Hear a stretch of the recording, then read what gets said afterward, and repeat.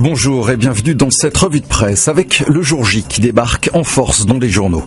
C'est le grand jour pour le Parisien aujourd'hui en France qui rappelle que le 70e anniversaire du débarquement sera suivi dans le monde entier parce que c'est sur nos plages, dit le journal, que les armées de la liberté ont changé le cours de l'histoire. Même hommage à la une du Figaro avec une photo magnifique de soldats qui débarquent sourire aux lèvres pour ce jour le plus long. Les héros de l'époque sont représentés aujourd'hui par 1800 survivants. Le journal a rencontré 2 d'entre eux qui ont donné l'assaut à la Pointe du Hoc, une mission vitale pour la réussite de l'opération. Les 2 tiers du bataillon sont morts en 48 heures de combat.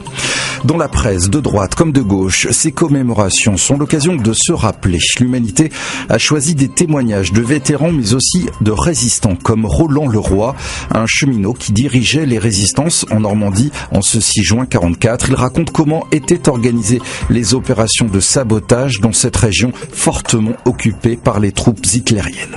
À lire aussi La Croix qui réfléchit à ceux qui depuis lient la France à l'Amérique avec un bel édito de Dominique Quignot qui estime que l'hommage ne pourra pas se limiter aux drapeaux, aux hymnes et aux discours, qu'il y aurait un parfum d'hypocrisie si les grands de ce monde n'en profitaient pas pour avancer dans la construction d'un monde uni et empreint d'une paix durable, comme disait Roosevelt à l'époque.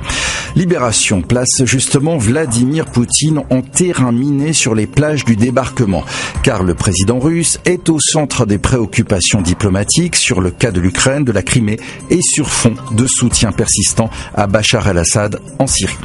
Libération qui consacre toute sa une au manifeste des 343 fraudeuses, comprenez 343 femmes qui ont eu recours illégalement à la procréation médicalement assistée à l'étranger, puisque la PMA n'est autorisée en France que pour les couples hétérosexuels. Cette pétition fait directement référence au manifeste des 343 salopes sur l'avortement en 1971. Autre manifeste dans l'Express qui demande à la France d'accorder le droit d'asile à Edward Snowden, le lanceur d'alerte qui a révélé les pratiques massives d'espionnage des services américains. De son côté, le Nouvel Observateur nous raconte l'incroyable opération de bidonnage des Alliés pour faire croire aux Allemands qu'ils allaient débarquer plus au nord, avec comme héros principal l'agent double Duško Popov qui a inspiré le personnage de James Bond, héros d'une opération rendue célèbre notamment par ses chars gonflables qui ont trompé l'ennemi jusqu'au bout. C'est sur cette image historique et légère que l'on se quitte. Bon week-end.